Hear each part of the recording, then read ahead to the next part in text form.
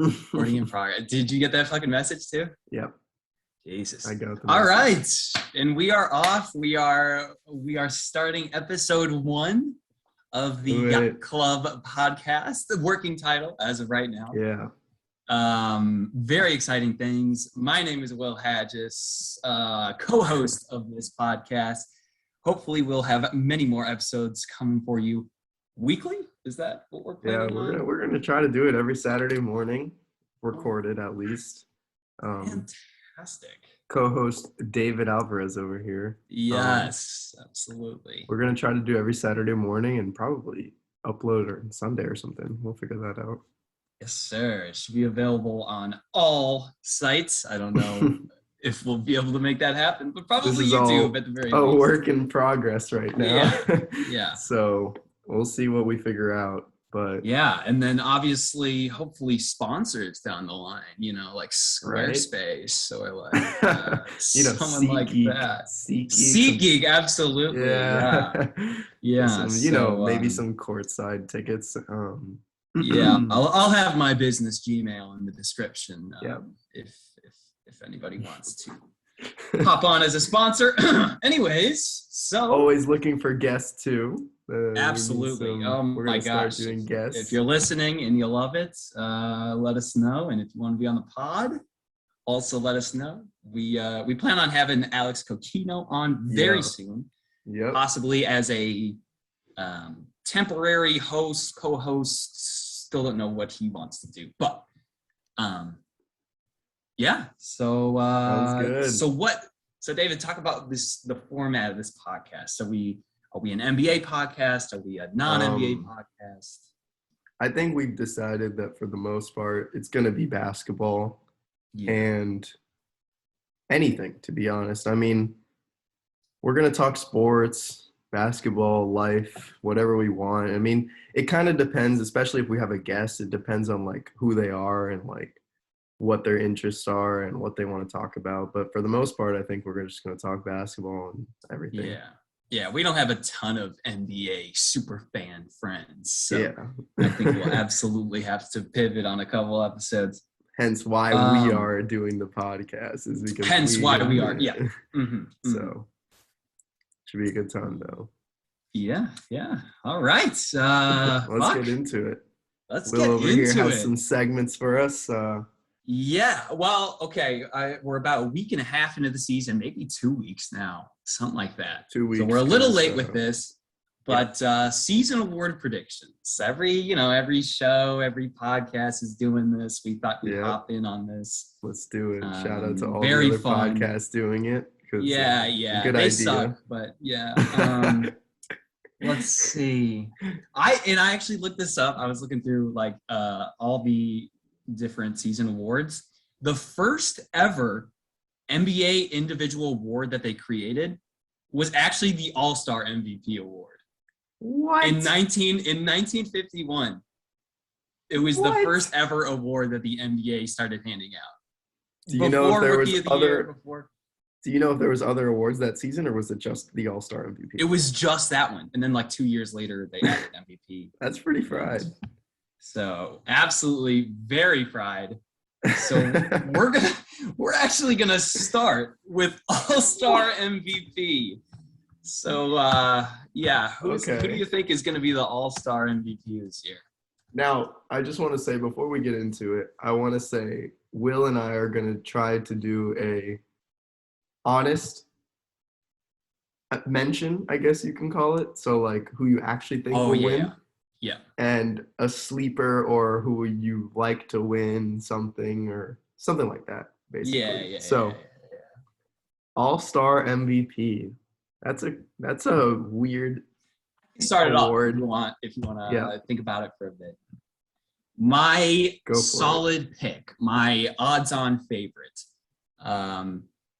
And it's lame because he's always lame in the All-Star game. I know he does the same ass fucking lame dunks that he always does, and he tries as hard as possible. It's the very own Milwaukee Buck, Giannis Antetokounmpo. I love it. Yeah. Okay. he tries Do way that. too hard in the game, and he's long as fuck. So, Yep. If we're gonna go with the honest opinion, I'm gonna go with Joel Embiid. I think that he's also a tryhard, and which is great. I mean, phenomenal players. But yeah. No, of course. he's the type to give you 30 on post hooks and free throws in an all-star game. I mean, like he'll catch his dunks from somebody. Curry's gonna throw him a couple lobs, or he's just gonna stand in the dunker spot.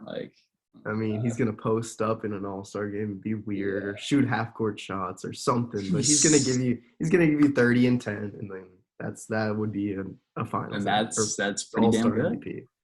I like that. That's out of nowhere for sure. Yeah, I'd say my sleeper, based on these first couple of weeks on the season, we're gonna mention his name a lot, but Ja Morant. Wow.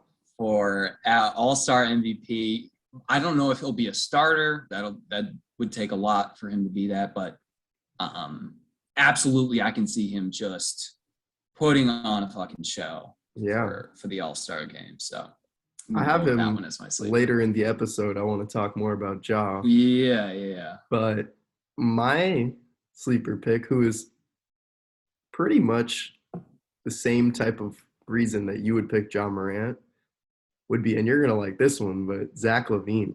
Nice. Because I think that, I mean, LaVine's fun. He's trolly, he's got some. Well, he can drain him. I mean, if he gets hot. Yeah, exactly. He could hit 10 threes in a game. He could dunk better than anyone in the league. Yeah.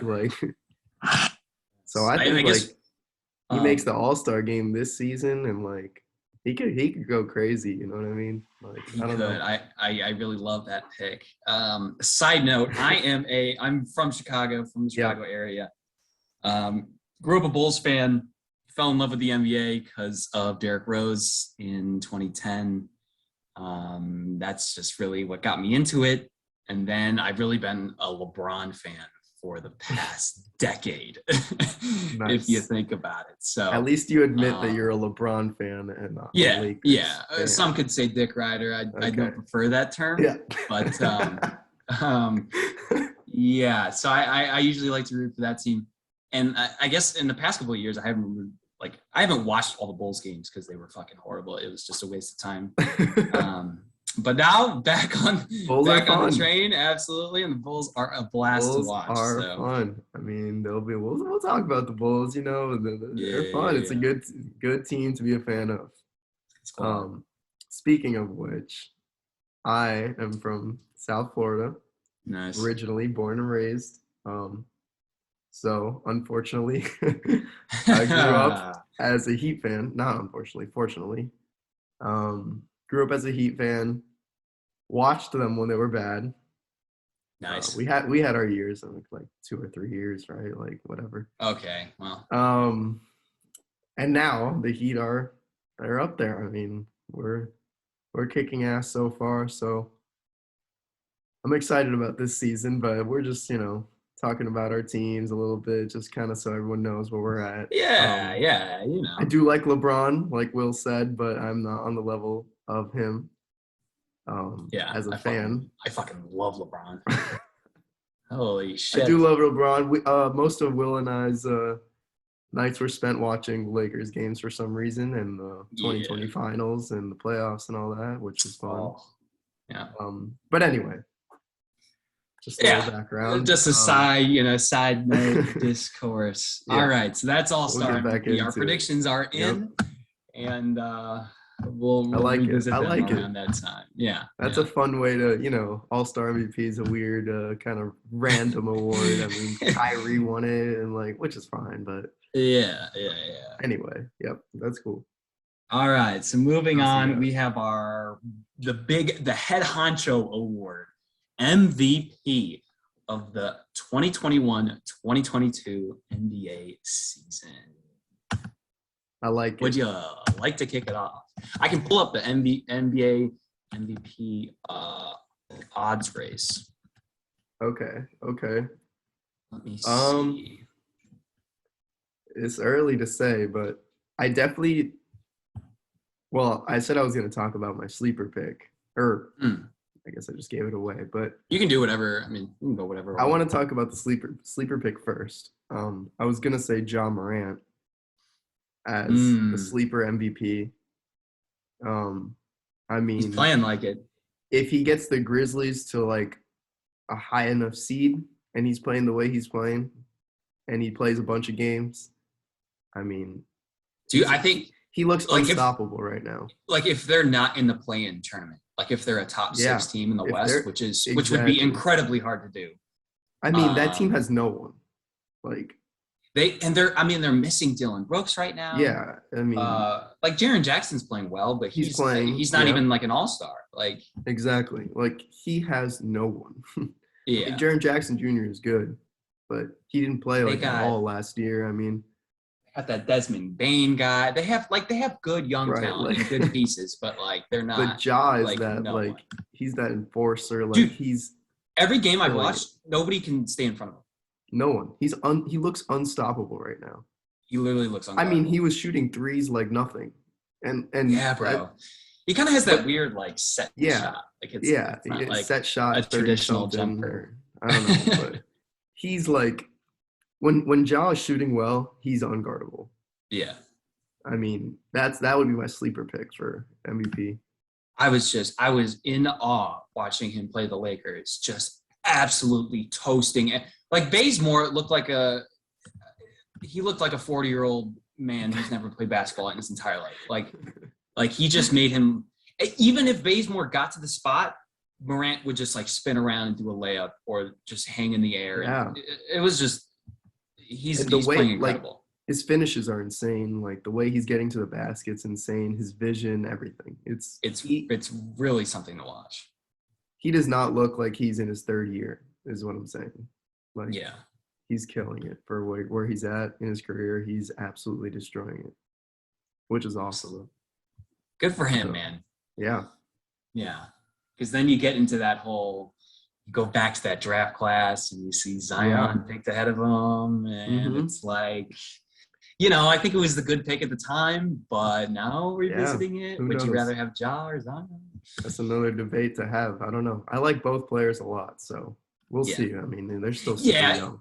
And it's definitely, like, people are talking about it now and saying, like, oh, I'd obviously rather have Ja. But, like, last season when Zion was playing, it was, like, 26 a game on, like, 60% shooting. And he still is equally as unguardable. If like, he just wakes up and finishes on any player in the league. Like, yeah, I can't wait for him to be back because the Pelicans are just an absolute nightmare to watch.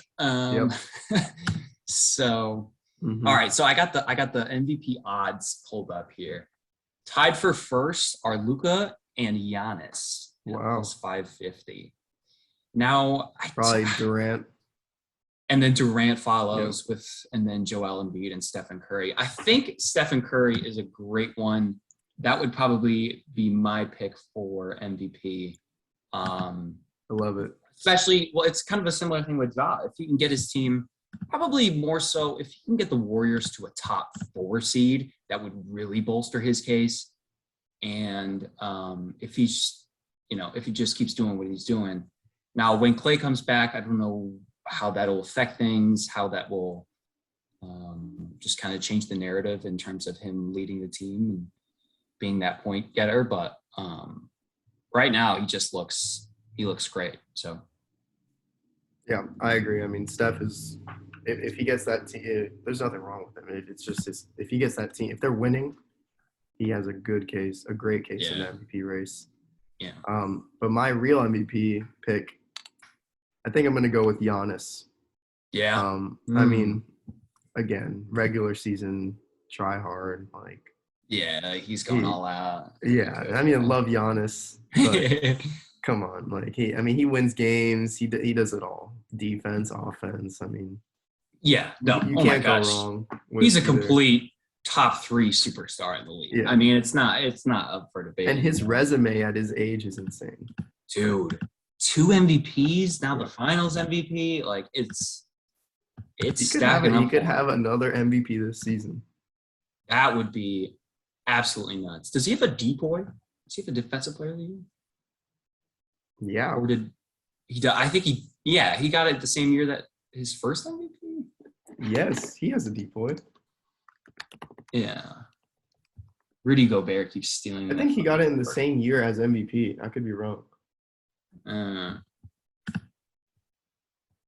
Yeah, he has a depoy in 2019-2020. Yep. Wow. Yeah, so he's just which is continuing. the same season. Yeah, I remember this statistic. He became the third player in league history to win MVP and Defensive Player of the Year in the same season, joining Michael Jordan and Hakeem Olajuwon. Wow. Which is insane. That's good company. that is crazy. Yeah. I think another interesting one is Kevin Durant. Given all of the things that are going on with Kyrie Irving, the team doesn't look good. I think, what are they, 1-3 now? Yeah, they're not looking good so far. Definitely not. Yeah, definitely below 500. They'll pick it back up, but we'll see. But it would probably because Kevin Durant's scoring 30 plus per game with 10 plus rebounds, which leads to his MVP race. Yeah, and especially again if they finish top 3 in the East or keep that spot, that's going to be tough to vote against him too. Especially if Harden keeps playing as he's playing, as we'll get to later. Let's see. All right, who is your sleeper MVP? Ooh. So I said Ja.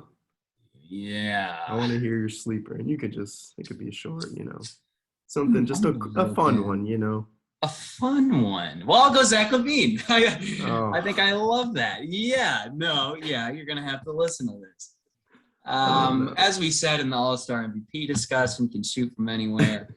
One of the most electric dunkers and finishers in the game right now. He just looks so fluid and comfortable on the basketball court. And then playing with Caruso and Lonzo this year only helps. Those guys are great playmakers. So yep. I think that, but again, Bulls would have to finish well in the seeding, and there are a lot of other like all-stars on the team. I mean, DeRozan's an all-star, Vucevic is an all-star. Yep. Lonzo. I don't think he's been to an all-star game, but he hasn't, they have a lot of high caliber players. So I like it. I just realized that in the 2 awards we talked about, I mentioned LaVine in the first, you mentioned LaVine in the second, and you mentioned Ja in the first, and I mentioned Ja in the second. Nice. Good. Which is funny because I feel like I have no I mean, love for the players, yes, but I'm not a Ja or LaVine fanboy like you're a LaVine fanboy. Yeah. Okay. Well, yeah. All right. Anyway.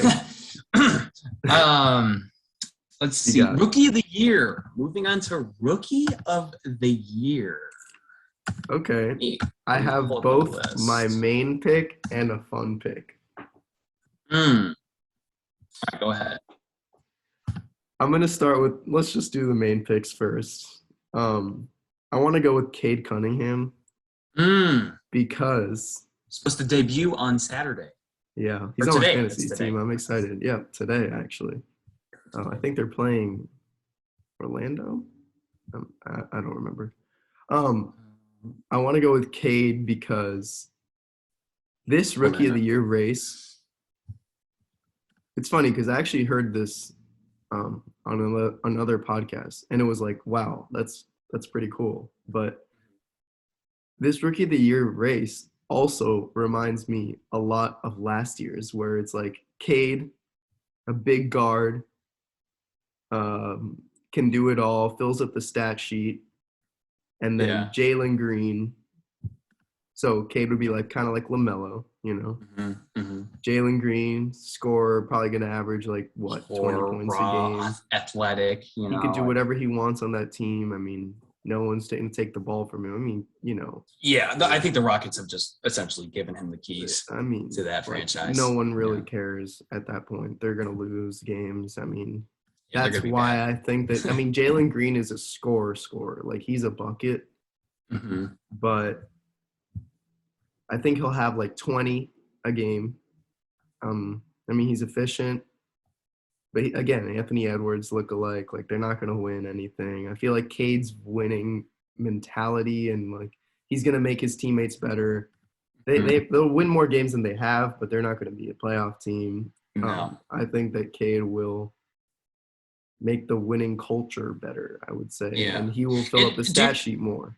If they're in play-in tournament, that's a huge thing for the Pistons. If they're that 9 or 10 seed, that's a huge step in the right direction for them as a franchise. And I mean, in the summer league, like he looked very comfortable. He looked like he was ready. Like he's looking you could good tell so far. like so. He's it's ready. just different in terms of talent. Yeah, absolutely. Love that. My pick. I love that. The number 1 pick overall is your pick for the Rookie of the Year. That's very spicy. Very I have soft. a fun sleeper. I have a fun sleeper, but I'm waiting to hear your pick. I'm going to go Evan Mobley based on these past couple of games. We've had just kind of that advantage of being able to see these rookies out there. We'll see Cade tonight, and we'll see. Obviously, he's probably going to play well. But Evan Mobley, even LeBron had a comment last night. They played the Cavs. Of course. He actually had a comment. He said it was weird playing against him because he remembered Evan Mobley playing with Bronny. Like, he remembered watching a game where he was playing with Bronny, which is insane to think about. Yeah, that's crazy. But also, he kind of has that maybe Anthony Davis, maybe Kevin Durant mold. More so Anthony Davis, obviously. But if he can get his jumper working more, he's just an instinctive shot blocker. He's a good defender. He can move his feet pretty well. So he's pretty quick for his length, I would say. Yeah, like on his feet, his lateral quickness. Like it's really interesting on that Cavs team, right? Because they have they have Jared Allen, they have Lauri Markkanen, they have Kevin Love, They have don't they have Taco Fall too? He doesn't play too much, but they just have so many people in that front court, and for him to be playing as well as he is in that crowded space, it's pretty impressive. So I like Evan Mobley for sure. Yeah. Okay, my sleeper pick is Chris Duarte. And I know he's leading in scoring, whatever. Yeah. I went to the Pacers Heat game last weekend. Sound live. Shout out to Joe Mosier with those tickets. Shout out Post for Time. Yep. We went to his box and saw the Pacers Heat. Box seats. Nice. Yeah, it was awesome. And Chris Duarte looked like he could not miss out there. And, like, seeing him live, like, he was taking, like, spin jumpers off the glass. Like, I mean, he looked like Booker. Or, like, I don't know how to explain it to you. Like, he was getting buckets. And he just looked comfortable out there? Like, shooting he ball? He looked comfortable. I mean, he's 24, so he's an older rookie. But I mean, if Tyler Hero was on him, it was an ISO every time. I mean, he was on an island. He was bubble guppies. Yeah. We won't get into Tyler Hero now. That's funny. That's funny. I mean, he was hooping, and it was a good time. I mean, I don't know. I don't even know how much he had. But, I don't even think it was a lot, but he looked like he was going to score every single time. Yeah. And he's a pretty good defender. I mean, he's not horrible. So So that's my Rookie of the Year sleeper. I like that a lot. Now I am split between. Okay, I'm split between 3 guys. I think. Okay, Davion Mitchell won't win Rookie of the Year just because his offensive game is so limited. But dude, I watched some defensive highlight clip. Mr. Off Night. Dude, the way he moves his feet is special. Like it's Drew Holiday level. Like I think he honestly can be Drew Holiday. People are giving him comparisons to Kyle Lowry. I've heard of that one. Interesting. Yeah. Because he's kind of a smaller guard, but kind of hustler and moves around and all that stuff. So he gives people nightmares. But again, offense still needs a lot of work, so I don't think he'll be very close. So I'm going to go with Josh Giddey based on these past couple of games. Yeah, Josh Giddey, he's been hooping. He was it was a couple nights ago. He became the second youngest player in NBA history to finish with over 10 assists. Right behind LeBron James. So wow, that's why you know that stat. Okay. Well, it could have been anybody, but I like it. I like the Josh Giddey pick. And then he'll just have a lot of opportunity. For sure on the Thunder team. So, That's a cool pick. I know you're not on TikTok, but if you ever get the chance, his TikTok is pretty funny. He's got a good TikTok, huh? People make like sus comments onto him, like in his comments. Like that, like saying he's attractive and shit. Like Daddy Giddy and all that stuff. It's pretty funny. It's pretty funny. It's like the Kelly Oubre shit, like, but with funny. Josh Giddey for some reason. But yeah. Cool. And the last person, I guess we gave all our picks, but it's also definitely important to mention Scotty Barnes because he's been hooping for the Raptors defensively and offensively. So yeah, he's good. Hopefully he does well. I thought you were gonna say Book a Night. I like him too. Yeah, no, he's definitely on the good. Hornets. He's good. All right. We'll talk more about the Hornets too. I have a thing about that. Yeah. Cool. Coach of the year. Okay, what do you got? I don't have anything for this. Okay, I am gonna be biased here. I'm gonna say Spo. I'm gonna say Eric Spoelstra. The GMs of the league did a survey. I don't know if you saw that. I don't think so. He was rated the number one coach in the NBA from all NBA GMs. Spo is still, for some reason, I think he's underrated still to this day. Yeah, I think he is too. He's a great. I think coach. in a similar way that like Steve Kerr is almost underrated now. Yeah, like people are just kind of like they're tired of hearing about him type of thing. Mm-hmm. And it's like exactly. It's like he's been there so long. Yeah. They're like, it's like LeBron. No one wants LeBron to win another MVP. Yeah, it's like Jesus, like right, like give it to someone else or Giannis soon. But yeah, Spo's. I mean, I think the Heat will be a top 3 team in the East. I agree. But I mean, do you think I don't know they might have to be a 1 or 2? They could Spo to get that. They could be that seeding because I think that a lot of teams in the East, like the Sixers, are falling off with the Simmons stuff. I mean, the Bucks are always there, and then the Nets injuries. I think that the Heat have a high chance of being a really high seed this season. I totally agree with you, bro. And I think that will enhance his Coach of the Year argument. I love that. I love that pick. Damn it. That's my real honest opinion. I really do think that he will get. That's my pick for Coach of the Year. Yeah. Dang. And there's a lot of good coaches. There's a lot of good coaches in this league for sure. See, like a team that has kind of a troubled roster and might have a chance to really turn it around. It could be. Well, and I was talking about Steve Kerr, but if the Warriors finish as the 1 seed in the West, I'd love Steve Kerr for that. Yeah. Because they clearly don't have the best roster in the league right now without Clay. They're more of Steph is just otherworldly, but if Steph is winning the MVP, Steve Kerr might be right with them for Coach of the Year. Because they're currently 4-1 in the West. It's very possible. So I think they lost to the Grizzlies, actually. Yeah. So that's kind of fun. There's so many memes on Twitter about like John Morant being Steph's father, like caring about, like just absolutely sunning him. The sun's coming out. Oh Lord, dude, what's going on with your blinds? Oh no, give me 1 second. You are striped. There we go. All right, but yeah, I love Steve Kerr. As well. All right. Do we need to do sleeper coach of the year? That's the weirdest. We could do a quick one. Do a quick one. Canal. What do you think? I got mine. Dave McMillan, Hawks coach. Okay. I like that. That's funny you say that because I have mine. I was gonna say Tom Thibodeau because I don't know. I think that Knicks team Did he very win well. last year? I'm pretty sure. No, Okay. Monty Williams.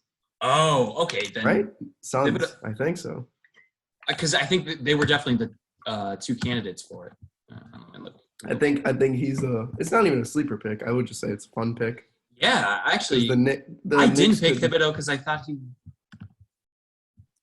I mean, the Knicks No, could easily be up there. dude, no. Thibodeau was coach of the year last year. What? Mm-hmm. I thought it was Monty Williams. Huh. Quinn Snyder and Monty Williams were both nominees, but. Oh, okay.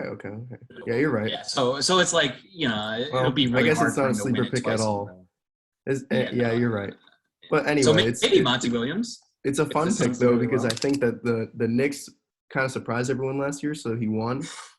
So if he wins again, that would be kind of like pretty impressive, to be honest. The Knicks look legit. Yeah, I was heartbroken when they beat the Bulls, but wow, they look good, man. And I mean MSG is popping. MSG is rocking, right? Yeah, it's loud. I was watching the first game I think it was the first game of the season against the Celtics.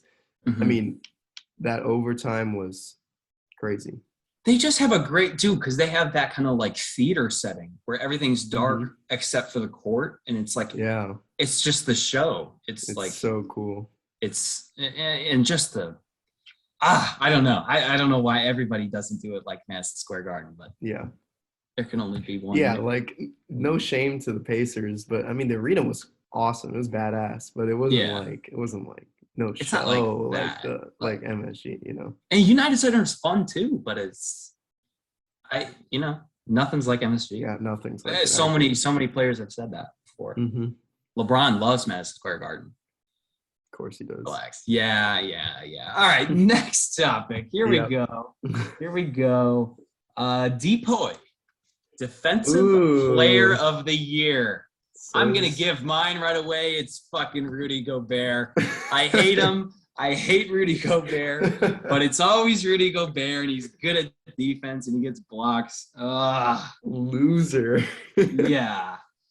Currently, you can't hate him. Robert Williams is leading the league in blocks per game with 3.2. There you go. Celtics. Interesting. That's fun. But yeah, it's Rudy Gobert. He's just the best rim protector he's been the best rim protector for about a decade. And that is me giving him props and respect.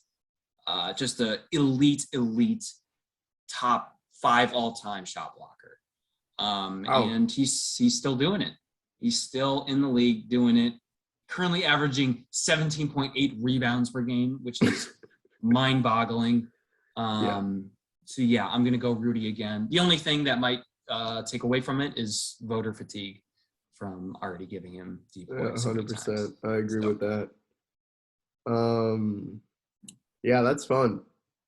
But I realize that all these awards, I think I'm gonna be biased and say Bam Adebayo. I'm gonna say Bam. I don't think there's anyone in the league that can switch onto you better than Bam right now. I mean, he can guard 1 through 5. Yeah. And I think that stuff is not really respected as much in the award. Because you see, Rudy had 5 blocks tonight. He had whatever. It's like, but the switching is what like helps that team defense, the Heat, to win games. I mean, he could switch onto your guard, and like obviously, I mean, your guard, like the guard's gonna get buckets too. Like he might get past him, but you're like 8 times out of 10, you're getting that shit packed in against the glass. Exactly, like he's getting pinned, but it's just the way the Heat. I mean, they switch mainly. It depends who's guarding ball. Yeah, but they switch a lot, especially with Jimmy Butler. So that whole Heat defense is underappreciated, and Bam's defense is underappreciated, I would say. I feel like Bam, Jimmy, and PJ, probably even more guys on that team, but they can all switch on to anybody and guard anybody at any time. So exactly. So I think that it's overlooked that Bam would win an award like that because of the Heat defenses so well as a team. Yeah. So But I mean, again, he's also a great shot blocker, and I mean everything on defense. He's versatile. So Yeah. that would be my pick. I kind of see that similar to just the impact and the importance of being able to have your center switch onto a guard and effectively negate his effectiveness at that spot is absolutely huge. I think it was one of the top 3 reasons why the Lakers won the championship was because of AD's ability to get out onto the wing, switch out onto younger or smaller players and block their shit, get into their jumpers.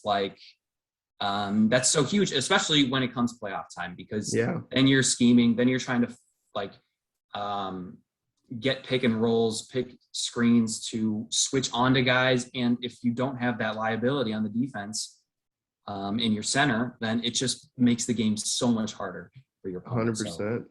So I think that's huge. Totally. It'll just be up to the voting committee to see if they see that impact rather than just look at the box scores. You know what I mean? So he's not really a box score type of defender, if that makes sense. Yeah, but if you watch him, Jesus. Yeah. Also averaging 14 rebounds a game. Shout out Bam. Shout out Bam. For real. My sleeper pick, though, it's funny you say that, is Anthony Davis if he stays healthy. Yeah. That's the only reason it's a sleeper, because when he's healthy, he looks like the best player on the court. When he's locked in, when he's healthy and locked in. And he's not taking There's a lot of times mid-range jumpers. Dude, he's fading. I literally scream at my laptop. I'm like, dude. We were screaming when we were watching those games. Bro. He needs to get to the basket. I mean, he's huge. No one can stop him. But no, he's contested huge. Threes and contested mid-ranges. Yeah. Yeah. But that's the only reason it's a sleeper pick, because he's never locked in and he's never healthy. But when he is, he looks unstoppable. Yeah. And I think that Anthony Davis has never won a DPOY. I'm pretty sure he hasn't won the Defensive Player of the Year. That sounds right to me. I don't think he's ever been a finalist either. Oof. I'm pretty sure. I could be wrong about that, but I think he's never been a finalist in DPOY. And that's just maybe on the Pelicans, but shame. not on the Lakers. Absolutely, yeah, definitely not on the Lakers. I was thinking maybe because I think there was a point where he averaged 3 blocks a game or something. But I don't know. He's never healthy. Yeah. Anyway, who's your sleeper pick? Sleeper, I don't really have a sleeper. I don't have a sleeper, so. Yeah, I mean, we're just gonna. Who cares? And it's such a rim protector type of center. I know, no guard. I was literally looking through steals per game, and Paul George has 3.4 a game, which is actually kind of crazy. But he's never gonna win it. You're not gonna. And even though, I was thinking about someone like Drew Holiday or Davion Mitchell, they'll make the all defense team or whatever it may be, but it's just such a center position. Yeah, oriented. I agree. It's a rim protector position. I do like Draymond for it too, though. Draymond, that's a good one too. Yeah. Also like Bam, where he could switch and he can do all that stuff, but he won't get recognized for rim protection. Yeah, because he doesn't block shots as much as those other guys. He's just not. He's not taller or as long, but he affects so many shots when he plays. Probably one of the best help defenders ever. Yeah. Yes. When people get by other people, he's always there to help. And he's the main communicator. He's telling everybody where to go. But that's what makes me annoyed is that stuff doesn't get recognized in this award because it's all about protecting the rim. Yeah. It's one thing that Rudy Gobert is good at. The award is made for him. It is, bro. He's got a 7'3" wingspan, just absolutely smacking shots. It's made for him, and it's made for no one else. Yeah. Now watch. I agree. Hopefully the committee gets it right this time around. But whatever. That is enough. It's deep boy. I don't care. It's deep boy. Good job. Move on. MJ want to D-put. So for MIP, most improved player. Very interesting. What do you have?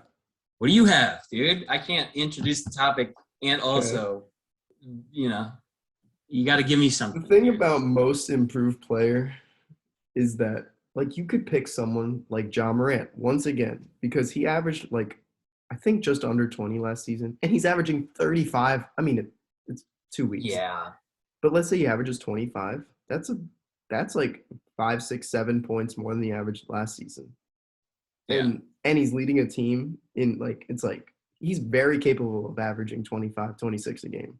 Most of the time, I feel like most improved player goes to someone who's been averaging like 10 or 11, 12 points, and then jumps up to like 22 or 23, whatever it may be. Now, I do have a kind of fun pick. It is a fun pick. Okay. Because, like, I'll think of my main one, but my fun pick is Miles Bridges. Dude, he has been hooping. Yeah, very much so.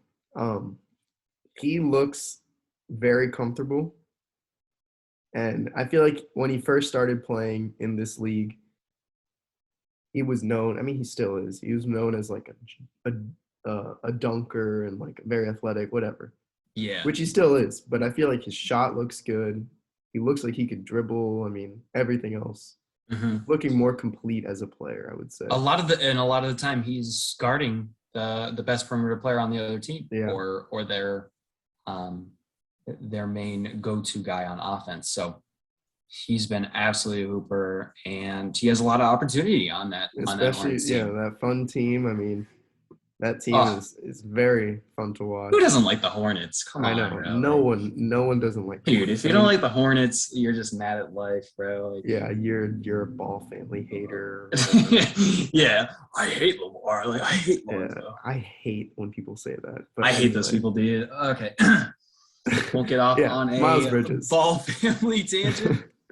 Here we go. Love the Ball family. I'm gonna go with Jordan Poole. He's been a name that so many people have talked about. He hasn't played like fantastic these first couple of games, but I think he'll really pick it up. A lot of opportunity in that Warriors offense for someone to become that clear number 2 guy while Clay is out, like at least on the offensive side of things. And I think he's gotten better and better each year. And I think if there's a year or a situation to do it, this is it. It's now. And, just a great shot creator, getting better at playmaking. And I think he can do some real damage. I like that pick. Especially on those 4-on-3 situations. If they're like, say Steph is taking the ball down and they get a screen going, they blitz Steph on that screen, and then Draymond gets the ball in kind of a 4-on-3 situation on the half court. That's where a lot of those players, but especially Jordan Poole, can absolutely cash in on those opportunities. So I agree. I think the only thing he needs to clean up is he's kind of clumsy, and he's always like losing the ball and falling over and stuff. Yeah, he doesn't really seem like mature, I would say, on the court.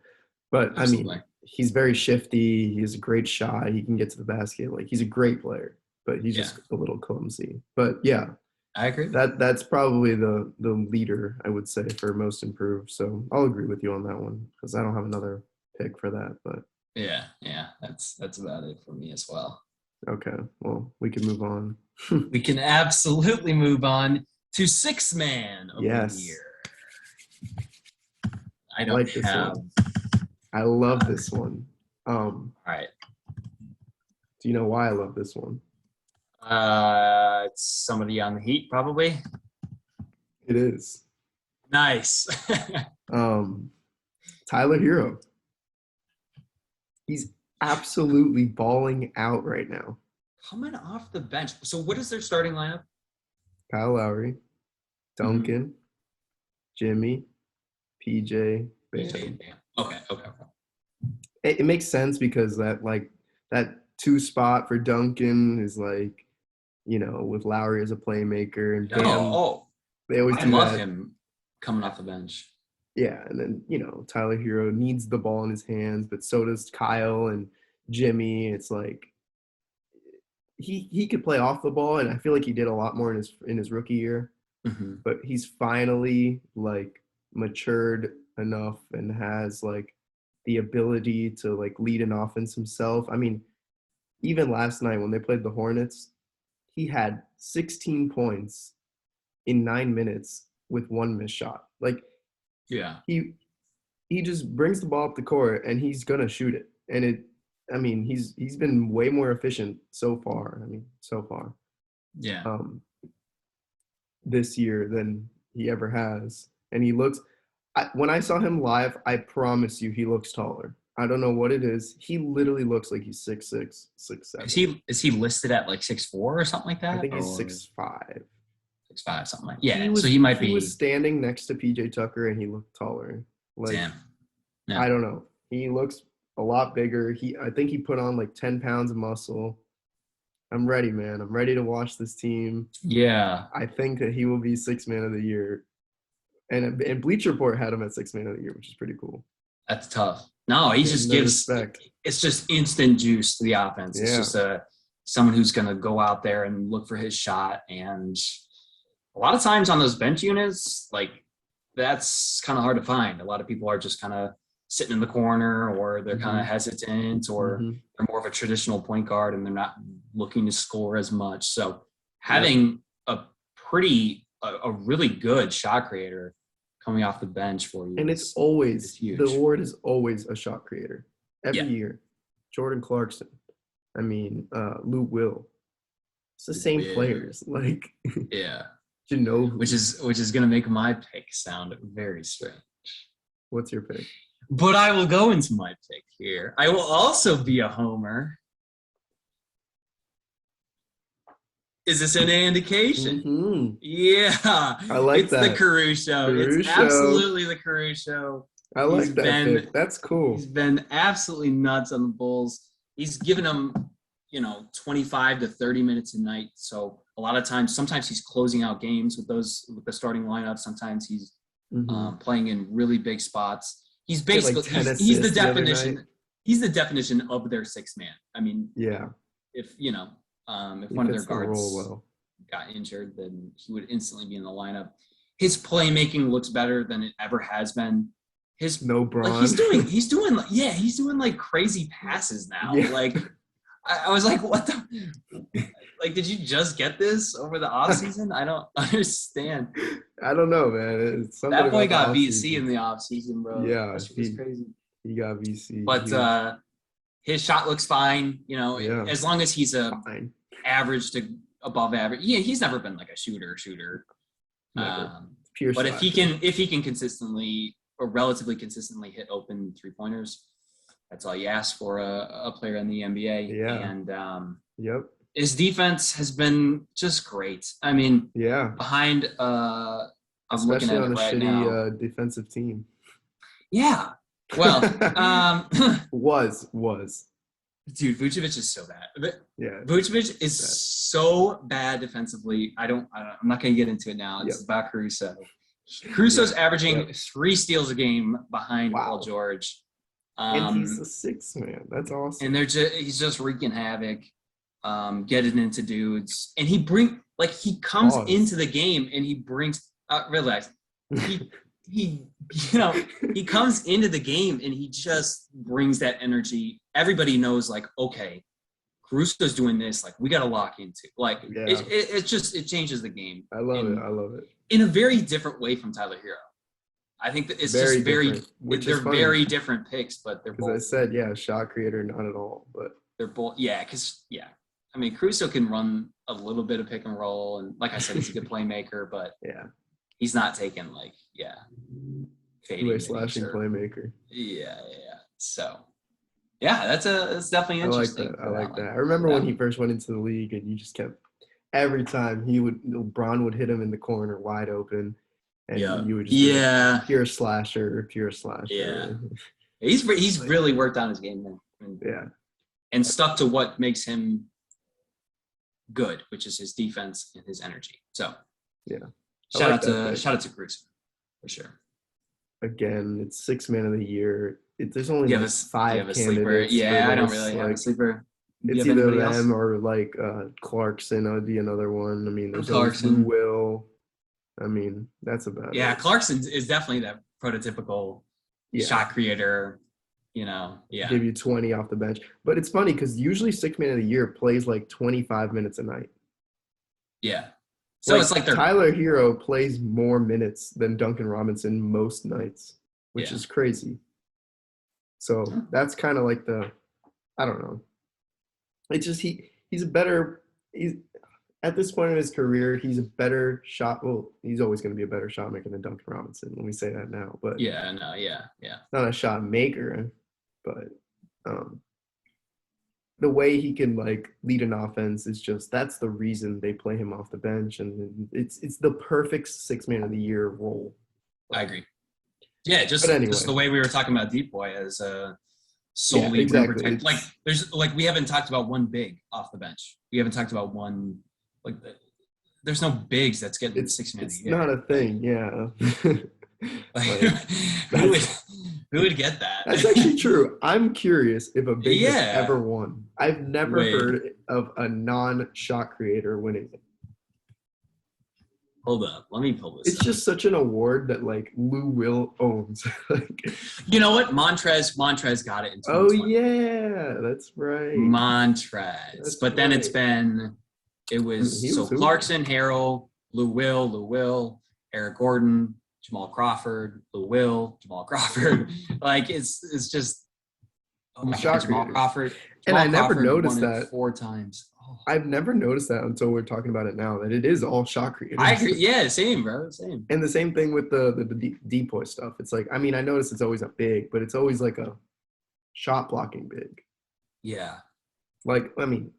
Granted, most are shot blocking bigs, but you know what I mean. Rudy Gobert switches to Curry, he's getting torched. He's getting torched. I mean, he should just give up. Everyone is, but I mean, he's falling to the ground. He's hitting one-legged jumpers out here, bro. Big lard is falling. But anyway, besides the point. Rudy's just funny as fuck. Goddamn. Yeah. Are those all? Wow. What's that? Are those those are all the awards, right? That's what I had. I mean, there's Finals MVP, but you can't really. I guess the odds-on favorite would be Giannis for me. Jimmy Butler. All right, next segment. All right. All right. Time for a special one. We got a special segment today. We're gonna play Who's That Hooper? Oh my God. Clap. Let's do it. That's why I need a soundboard. I need clapping sound. So are you want to explain this, or are you going to tell me something and I have to guess? How does this work? I am going to tell you the stats of a basketball player, and I want you to try to guess. I'll say to help you out. Okay. I like it. This is hard. I'll say if they're in the Eastern or Western Conference. Okay. Is there several or is there one? I have 4 candidates. Oh, okay. And then we'll just discuss a little bit. Cool. They'll be very, very topical players. Okay. All right. So Who's That Hooper? Very similar to Who's That Pokemon, right? I love it. You see the black shape, and then I think it fills purple. in. Yeah. All right. Pretty sure it's I get what you're saying. Yeah. Purple background. Yeah. Okay. All right. The first one for Who's That Hooper? We have this person averaging 26.2 points per game. Are these current? These are current players, right? This is Absolutely. This season. Yeah, this season. These past 5 games. Okay. 26.2 points per game. This is in the Eastern Conference, by the way. Okay. Eastern Conference. 26 points per game. 8 rebounds. 1.8 assists. 39.5 from 3. And 52.7 field goal percentage. Any questions? Anything to clarify? So 26 a game, 8 rebounds. Yeah. An assist. Yeah.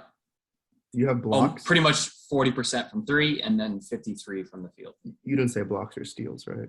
Didn't say blocks or steals. They're negligible. And 50-40. I'm thinking a big here. No? It's okay. It's not a big. Yeah. Right. It's not a center. Okay. It's not a point guard. Funny you say that because I was going to say Vucevic. A lot of scoring, some rebounding. He does not have 40% from three. That dude's shooting 17. That pisses me off. Okay. Well, I mean, he's usually a good shooter. I haven't watched enough Vucevic in the last 5 games, but anyway. That's fair. Yeah. Eastern Conference doesn't pass the ball. Can shoot. Okay. My guess is Miles Bridges. Ding, ding, ding, ding. Well done. Miles Bridges was our first candidate. You guessed it correctly, bro. I'm dead ass, bro. That's I guess funny. I mean we already talked about him prior. And you said we'll talk about the Hornets later. That's kind of why. Yeah. Okay, that's good. That's cool. That's cool. But he's just been absolutely hooping. Yeah, he's been shooting well. That's what I'm talking about. Yeah, and we never talked about this before this. I swear to God, I want to clarify that. That was really good, bro. I didn't know if you'd get. That's hilarious. Okay, that's cool. Well For some reason, I thought you were gonna have LaMelo in there. So I was just thinking of the Hornets. But I said no point guard, no center. We were talking about the Charlotte Hornets, and we said we were gonna talk about them later. So that's okay. Let's go. Nice. But still, very impressive. Very impressive. I am impressed with myself there. But yeah, shooting 40 from three, I think, is one of the biggest things for him. Because everyone knows what he can do. He's just casually pulling out 360 dunks on the Nets, as they're beating them by 15. It's insanity this year. So congrats to him. He definitely earns it. Who doesn't like Miles Bridges? Yeah, that whole team. I mean, it's so fun to watch. Yeah. Him and LaMelo are a perfect pairing. Yeah. All right. Wait, real quick. What's that? Him and LaMelo were before, I guess, Lonzo and Zion. Or Lonzo and Levine, I guess you could say. I think LaMelo and I think they're both. LaMelo's kind of saucy with the lobs. They're more fun. They're more fun. Yeah. But Lonzo and Levine are better now. Yeah. Well, Levine's better than all four of those players. But you can't compare Levine to them. But the more fun, I would say, LaMelo's. Oh my God. And they're young guys. They get it. Whatever. Anyway. All right. Fantastic. Wow, you got that first one. That's insane. I don't know how. That's fucking insane. I'm gonna go 1 for 4 here, probably. Yeah, you're definitely going 1 for. No, you might get the same. All right. I'm not giving you any hints besides the stats because you might be able to get this one. All right. This player is also in the East. Okay. Also in the East, averaging 16.6 points per game. Okay. 7 rebounds, 8 assists, shooting 33% from three, and shooting 36% from everywhere else, field goal percentage. 36 from the field? Yeah. Okay, so here I'm not thinking of big.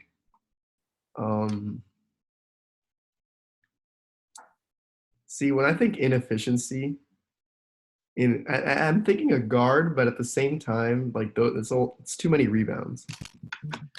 So give me 1 second. What's going on here? Sorry. I'm not thinking rebounds. Or bigs, because the rebounds, but guards as well. This is hard because it's kind of close to a triple-double person. And very inefficient. I don't know. For some reason, I want to say Trae Young, but the rebounds is what gets me. Is that final answer? I'll go with Trae Young, but I know. Wrong. I can't think of anyone that has that many rebounds. This one, James Harden. Wow. This is James Harden. I would have never guessed that. Obviously, the rule changes are affecting him big time. And he is, dude, okay, the 3-point field goal, 33, that's not great, but you can fathom that. People have 33. him shooting 36% from the field in total That's is awful. really bad. It's really inefficient, and it has not been conducive for the Nets' success. So, I mean, he's got to figure it out. I don't know what's going on with him right now, but it has to do something maybe with the fouling too. It's the fouling. I mean, I saw this. I saw the clip yesterday. Like Chris Duarte was trying to, he clearly fouled him, but the refs didn't call it because it kind of looked like Harden. You know, Harden's always looking for that. Yeah, he does that swing through move. I saw that same clip. Yeah. Yeah, yep. I don't know. So man. that was a foul. Like that was a foul even with the rule changes, but the refs are just kind of like, oh, that was James Harden. He's probably just baiting, and that's a real thing. I mean, refs are human. So 36% from the field. Really bad. So really bad. I would have never guessed though, because I don't think inefficiency with him. Yeah, he's still giving you the 8 assists and 7 rebounds, which is pretty good. I mean, he's almost averaging a triple-double. That's been Harden's MO for sure. Still a great playmaker, and also like him coming back from that hamstring, he hasn't dealt with injury like pretty much at all throughout his career. And that was a worse hamstring injury than was led to believe. Yeah. Those like grade 2, grade 3 hamstrings are really tough, and it's like the soft tissue, like the ligament issues are nagging, and they're never really you never know when they're totally healed as opposed to some other injuries. So hopefully he gets back on track, because it's always fun when James Harden is playing like an MVP. So I agree, because he's not even playing like an all-star right now. So yikes. On to the next. That's a good one. That's a good guess as Hooper. Right? Because it kind of illuminates something about how they're playing. I can't believe I got Miles Bridges, but not James Harden. But not James Harden. All right. Nice. All right, this one's good. All right, who's that Hooper? That's right. Okay, 17.8 points per game. This is in the West. Okay. 17.8 points per game. 3.3 rebounds per game. 8.0 assists per game. Ooh. Shooting 17% from 3 and 33 from the field. Oh, wait, never mind. Okay, for a second, I thought you were going to say, I thought this was Vucevic, because you were saying he shoots 17% from 3, but you said Western Conference. We in the West, yeah. What did he shoot from the field again? 33 from the field, 17 from 3 this season. Oh, wow. Again, 18 points, 3 rebounds, 8 assists. 8 assists is what has me confused here, because I want to think that's an interesting one. It's like, for some reason, I don't think like inefficient shooting and 8 assists. Yeah. It's like, I think guard when I hear that many assists, because I mean, not many forwards are averaging 8 assists or centers. Unless you're Yoke. Unless you are Yoke. Unless you're absolutely Yoke. And then I see he can't shoot at all. Or he's just having a bad shooting. Like, I don't know. I want to say like Wiggins or someone random. Like I'm trying to think of teams. Yeah, I don't know. But Wiggins' final answer? He doesn't pass the ball. He doesn't pass the ball at all. Come on. Give me an answer. Give me a final. Let's go with... How's Chris Paul playing? Chris Paul final answer is wrong. That's why I need this. He's not that efficient. He's not efficient, or he's very efficient. I don't even know. Who's this Hooper? Who's averaging 18 a game, 3 rebounds, 8 assists, shooting 17 from 3 and 33 from the field, is Damian Lillard of the Trailblazers. He's absolutely struggling big time from the 3-point land. Yes, bro. He's shooting so poorly from 3 this season. It's insanity. So you're going to pick. So what you're doing to me is picking superstars that are shooting bad in 5 games? The last 2 have been, yeah. But it's still 17 is extreme, even for a small sample size. I agree. But So, that's I the don't know reason that these are harder than Miles Bridges. Yeah. Yeah. But no, that's Well, that's what they're fair. meant to be, you know. It's fair to talk about Damian Lillard shooting under 20% from the 3. It's crazy. It's crazy. I haven't watched the Trailblazers At all, ever. because like I'd rather but I don't think I've ever turned on a Blazers game to watch the Blazers. Let's go. Like I want to watch CJ McCollum. Like let's go. If they're playing the like Heat, no. like I'll turn it on. Yeah. They're playing both the Lakers, but I don't. just a crazy thing to point out. Damian Lillard struggling. Oh yeah. Don't expect that to continue. I don't think because it seems out of nowhere. Like Harden, you can kind of explain coming back from injury or rule changes. Yeah, but Damian shooting from 3 poorly is just which is weird because usually he's very efficient on a lot of attempts on very deep contested shots. Yeah. He makes tough shots, and now he'll pick it back up, but that's interesting that he's shooting that poorly. Yeah. Trailblazers seem like I feel like the Trailblazers have been the same team for the past decade, bro. They changed some. They changed some pieces, but it's always like, I think they got Rocco they'll probably be a playoff team. They're pretty good offensively, and then they lose in the first or second round. So I think they got Rocco back or something like that. I don't even know. It's like the news from the Blazers is not very popping. Ideally, they should be better than they are, because you have two great shot creators. One of them really great.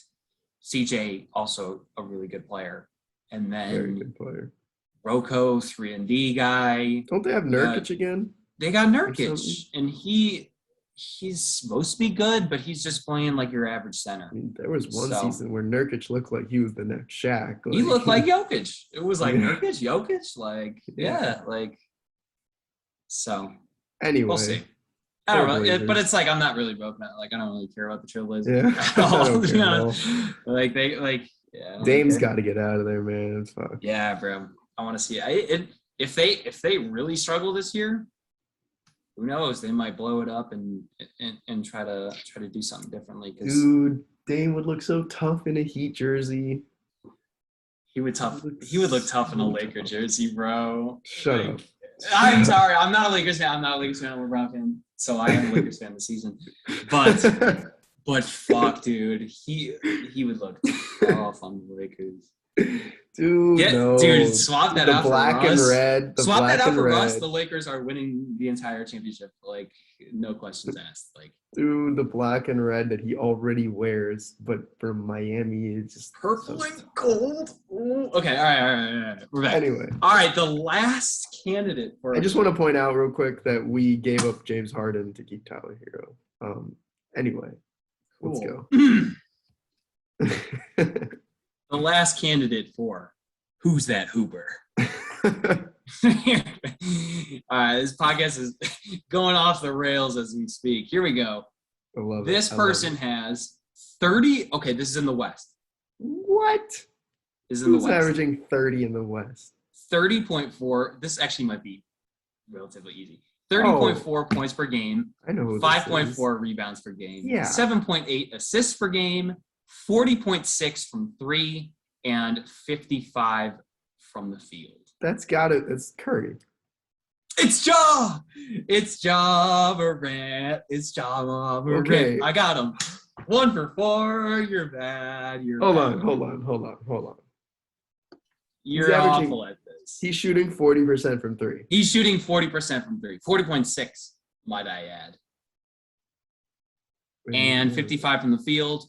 35 and almost 8 assists. I knew it was Ja. Why did I say that? We were talking about that. They're super close though. I'm sure that they both have 30.4 points per game. They're both leading the league in points per game. I don't know. When I think 30 and West, I think Curry. Yeah, right. Like who else is averaging 30 in the West? Nobody. it just got, obviously we've already talked about Ja at length, but Yeah, I mean, holy crap. I mean, that's cool. that's good for him. Puts into perspective what he's been doing this season. So I hope he keeps it up because he looks like the future. He looks like that Russell, Derrick Rose type of guy. Like, I like it.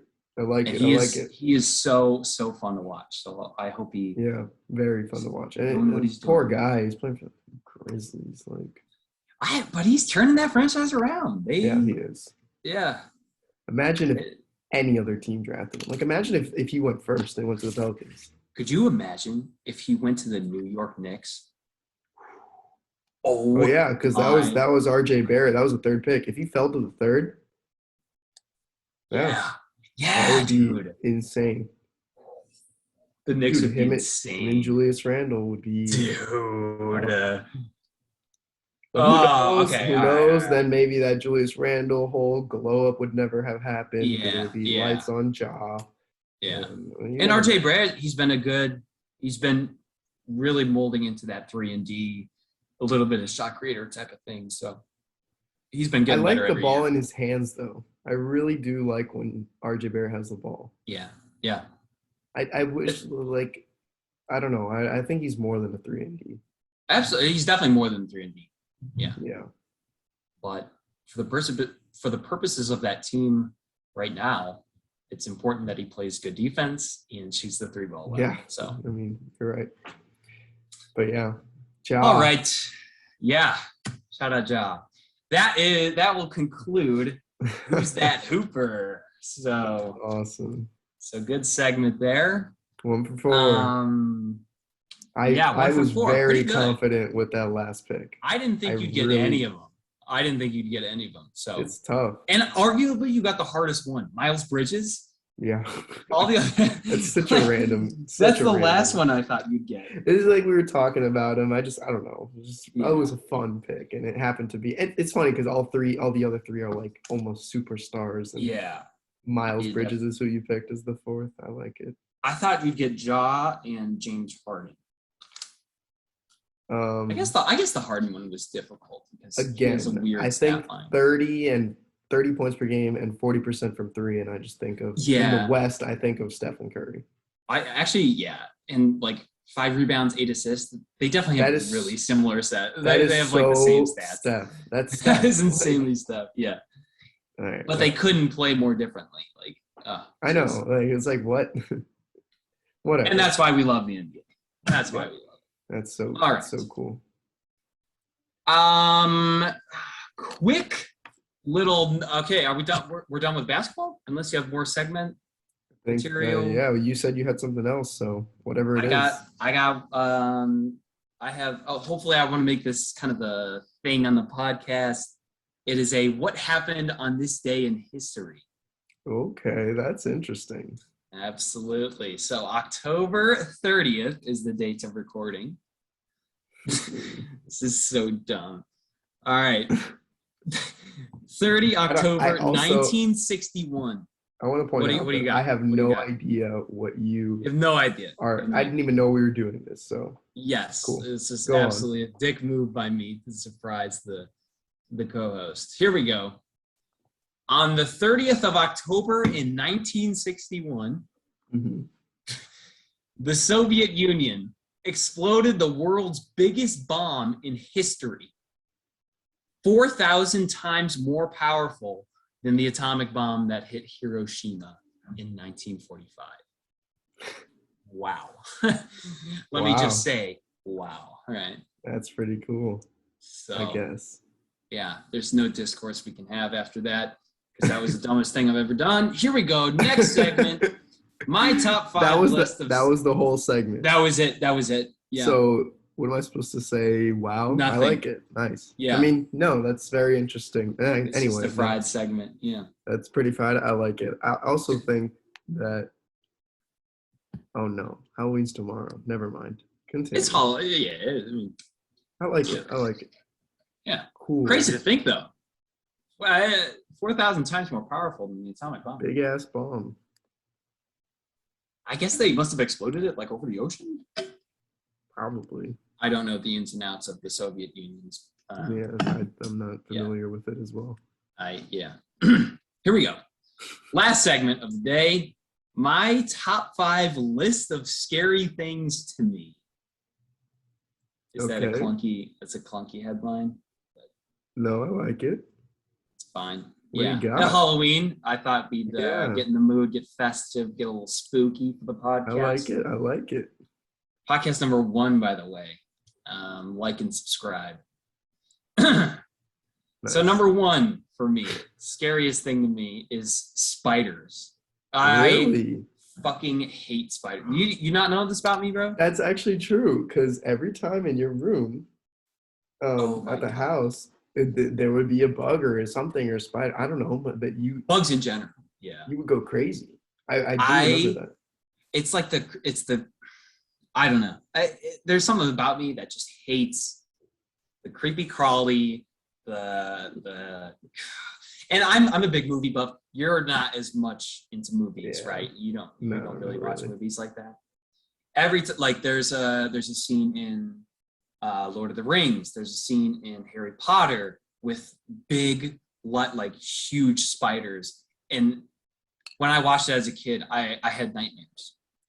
I had nightmares for multiple weeks after watching those movies. So it is a real fear. It is something I can't, having nightmares is subconscious. So you can't, you know what I mean? Yeah, it is. Do spiders bother you? Or it's kind of not at all. You're like, whatever? Literally not at all. Like any bugs? I'm not even trying to be like tough or anything. Like just acting hard on the pod? Yeah. Although, now that you say bugs, I just recently moved into this new apartment. Mm-hmm. And there is an insect problem. Ooh. And like I see them and I'm like, ew. But I don't like I'll just pick up a napkin and kill it or let it. I don't know. Yeah.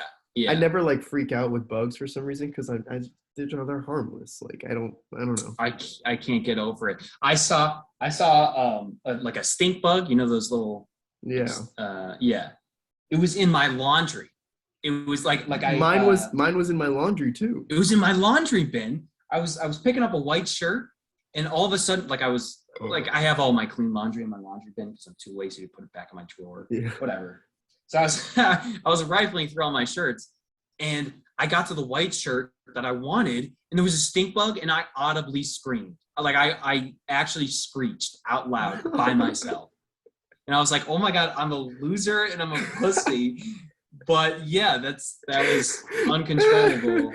That's hilarious. Yeah. I totally picture you doing that too. I was like, ah! That's so funny. Oh yeah. That's awesome. So that was that. Yeah, I don't know. I've never had a fear of bugs. Although that's I don't good. really know what I have a fear of. Fuck off. No, like a natural fear. You know what I mean? Mm-hmm. Like obviously I have a fear of like everyone gets scared. Yeah. Like I actually do get scared easily. Like if someone comes behind me and like screams, I will jump or but like you'll get startled. Like fear is different. I don't know. Like I don't have a fear of like heights and stuff like that. That's what I'm more like common fear. A phobia of sorts. Yeah. Yeah, because that's arachnophobia. That's textbook. Yeah. All right. Number 2 on my list, I had recently watched a movie called The Omen, where this couple raises a child who ends up being the Antichrist. Yeah, pretty crazy, right? So number 2 on my list is demons / like biblical devil stuff, because and I really didn't think I would be as scared of it as I was, and I'm not super scared of it, but it's if that were to be real, you would have to acknowledge the existence of something that's pure evil, like it's pure malice and intention to do harm and bad to the world. Yeah. And I have to constantly remind myself, or that people act generally out of the goodness of their heart, or there's a reason why they're doing a bad thing, whether it be money or whatever it is. But to think of something that is just trying to do harm to you out of seemingly no reason at all is a scary thought to have. Yeah. Wow. So and I was raised Catholic. So Same. Dude, did you know I was an altar boy? I was an altar boy for like 4 years. Altar I was server, also involved in the church. I was the guy that like was on the computer and made the words of the songs go on the. Nice. That's because that kind of combines your talents with musical. Sure. I guess, yeah, a little bit. I also played bass for the church. That's what it. Yeah. Yeah. There you go. I was the sound guy. That's what you can call it. Sound guy. Anyway, altar boy. That's yeah. Yeah, but so I mean, I still believe in God. I'm pretty lapsed in terms of like Catholicism. I don't really. I go to mass for like Christmas and Easter, but yeah. Besides that, I don't. But I generally believe in God and like the things that come with it, but I don't really believe in the devil, which is weird.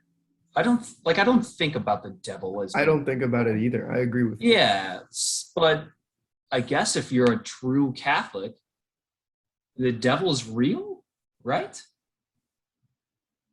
Because in the Bible they talk about it all the time. But I feel like at mass, like whenever I went to mass or a homily or whatever it may be, the devil's not talked about. Like nobody talks about like. Yeah, that's true. So it's very strange. I don't know. It's kind of like where they land.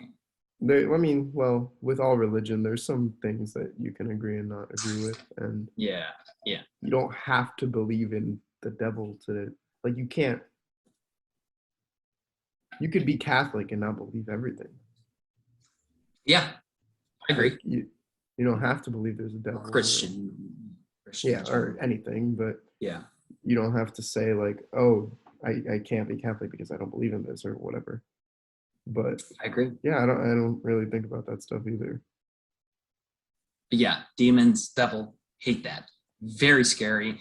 It makes me very uncomfortable. Is more than anything. It's like, oh, like I've never thought about, like I never think about that. Yeah. Maybe there is an evil force working on the earth, trying to just fuck up somebody's day. You know? Yeah. Okay. Anyways, so that's number 2. What's your third? Number 3 is a very different one.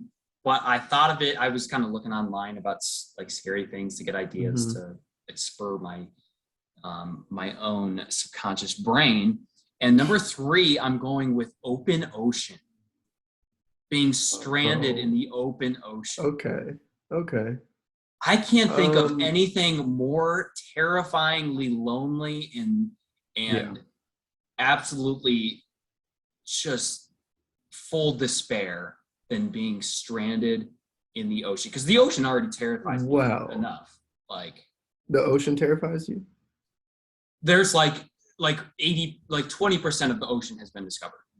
Okay, let's talk about the ocean a little bit. Let's talk about the ocean. I grew up in Florida, first of all. Yeah.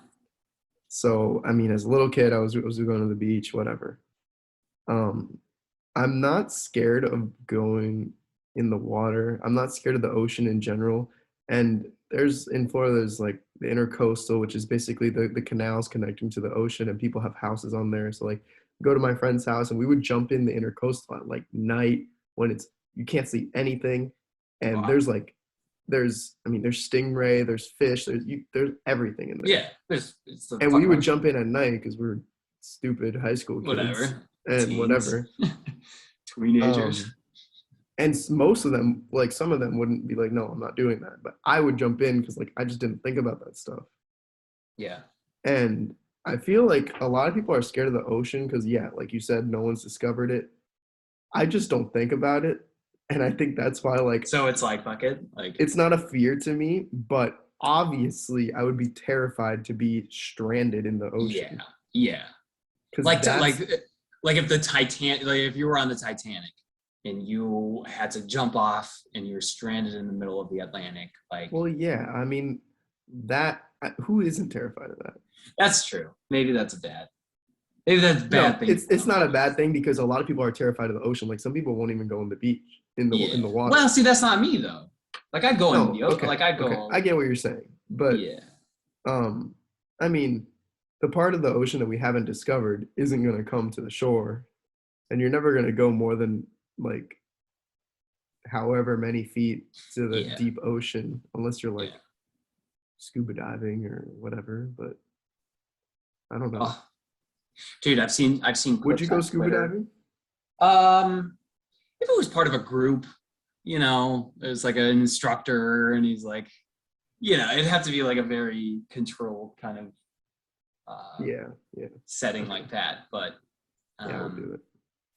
God, dude, I've seen these clips on Twitter where these people are in super tiny boats, like rowboats or whatever it may be, and they all of a sudden they see this huge like sperm whale or whatever appear and just, and it's like, dude, like that's almost scarier than seeing a shark fin because it's such a massive animal, and you instantly in that moment you feel like, wow, like I'm nothing, like I wouldn't be able to do anything to this. Can't defend yourself at all.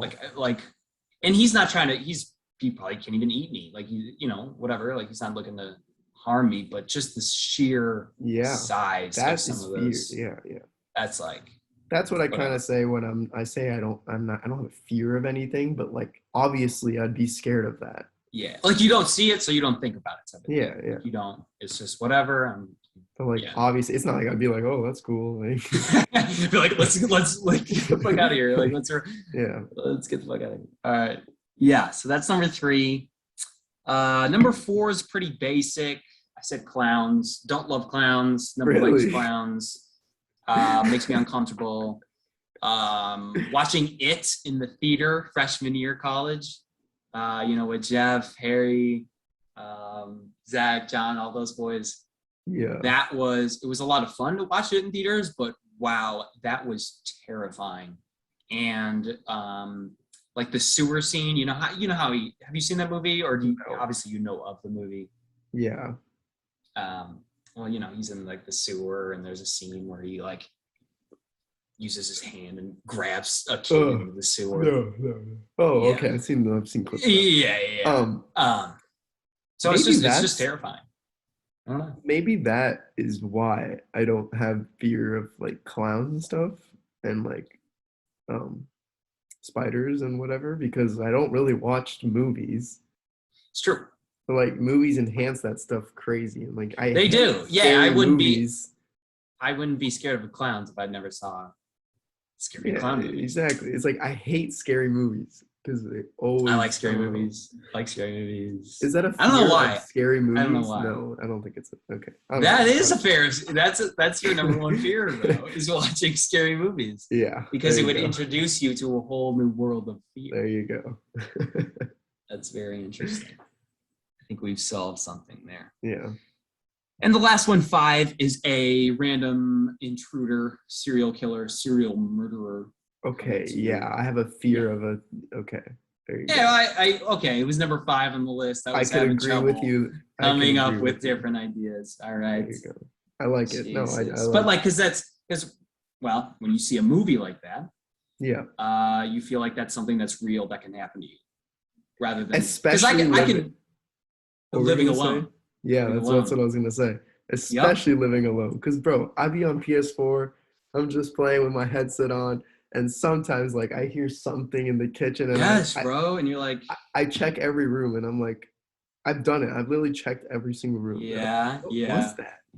I've checked my closet before, like like I don't know. Here, or it's just like your brain can rationalize it, but your eyes are the true test of. Yeah. I don't know. It's like you're like 99.9% sure, but there's always that lingering 0.01 in the back of your mind. So yep. I don't know. I kind of thought of a fear, maybe. I don't know if I'm afraid of needles. Oh, but you definitely don't. I typically faint every time.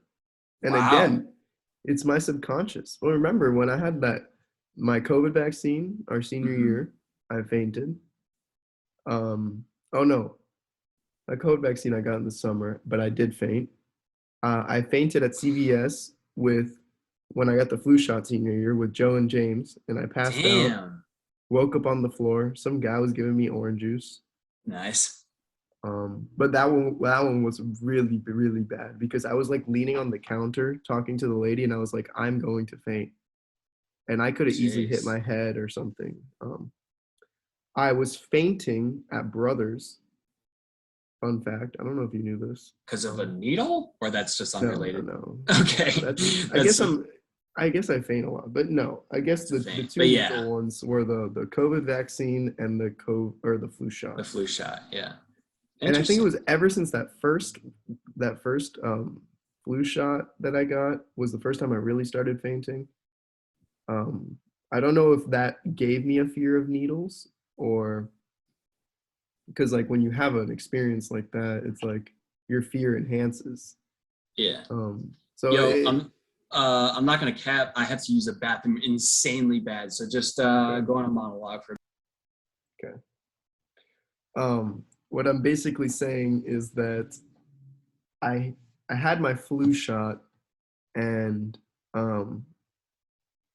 after that, it was a weird experience because I was with my two roommates and I just fainted, woke up, whatever.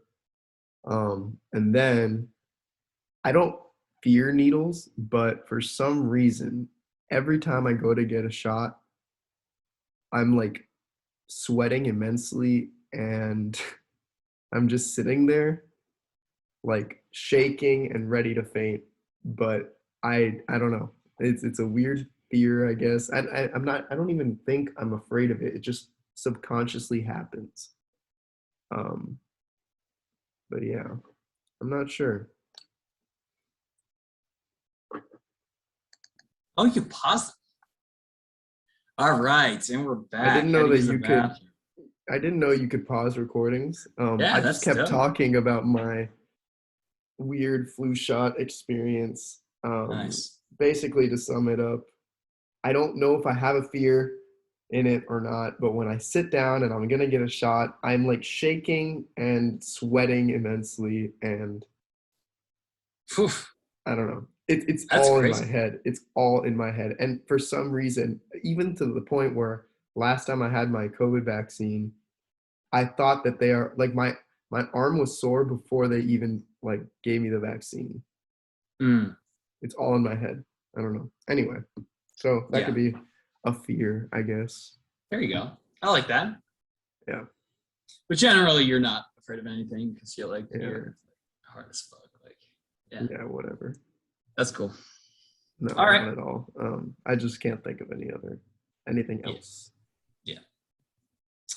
Well, that's all I got in terms of segments. So sounds good. I think we can wrap this one up. This was a good first pod. Very good first pod, I would say. I would imagine we'll get much better at this format. So stick with us, listeners, all of our so many listeners. Our sponsors too, and get courtside. Oh yeah, shout out Squarespace, SeatGeek. If you guys wanna sponsor us, let us know. Yep.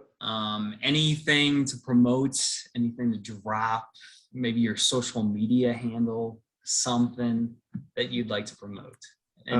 Maybe in the future, because as of right now, it seems that maybe we won't have as much of a following as we could, Nice. Follow me on Twitter.